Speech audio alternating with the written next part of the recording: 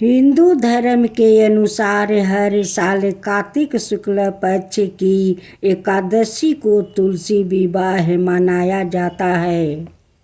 इस दिन पूरे हिंदू रीति रिवाज से माता तुलसी और भगवान शालिग्राम का विवाह करवाया जाता है। इस विवाह को कराने पर ऐसा माना जाता है कि इससे ना केवल माता तुलसी बिल्कुल भगवान विष्णु का भी आशीर्वाद मिलता है। माता तुलसी का असली नाम बिंदा था। उनका जन्म राक्षस कुल में हुआ था, लेकिन वह श्री हरि विष्णु की परम भक्त थी।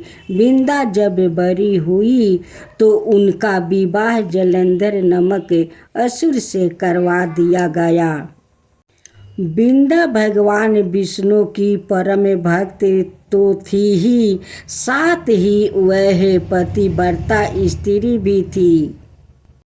उनकी भक्ति और पूजा के कारण उनका पति जलंधर अजय होता गया और इसके चलते उसे अपनी शक्तियों पर अभिमान हो गया और उसने स्वर्गों पर आक्रमण कर देव कन्याओं को अपने अधिकार में ले लिया। इससे क्रोधित होकर सभी ने देव भगवान श्री हरि विष्णु की शरण में गए और जलंधर के आतंक का अंत करने की प्रार्थना की, परंतु जलंधर का अंत करने के लिए सबसे पहले उसकी पत्नी बिंदा का सतीव्रता भंग करना अनिवार्य था।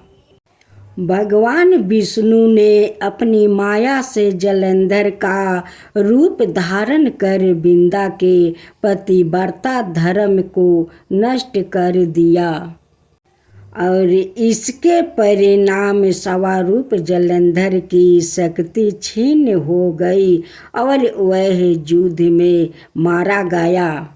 लेकिन जब बिंदा को श्री हरि के छल का पता चला तो उन्होंने भगवान विष्णु से कहा, हे नाथ, मैंने आजीवन आपकी आराधना की है, अपने मेरे साथ ऐसा कृत्य कैसे किया? इस प्रश्नों का कोई उत्तर श्री हरि नहीं दे पाए और तब बिंदा ने भगवान विष्णु से कहा कि अपने मेरे साथ एक पाषाण की तरह व्यवहार किया। मैं आपको श्राप देती हूँ कि आप पाषाण बन जाए। यह कहते ही भगवान श्री हरि पत्थर समान हो गए और सृष्टि का संचालन बिगड़ने लगा। तब देवताओं ने बिंदा से याचना की कि वो अपना श्राप वह आपस ले ले। भगवान विष्णु भी बिंदा के साथ हुए छल से लज्जित थे और अंत में उन्होंने भगवान विष्णु को क्षमा कर दिया और भगवान विष्णु को श्राप मुक्त कर जलंधर के साथ सती हो गई। बिंदा की राख से एक पौधा निकला जिसे श्री हरि विष्णु ने तुलसी नाम दिया और वरदान दिया कि तुलसी के बिना मैं किसी भी प्रसाद को ग्रहण नहीं करूँगा।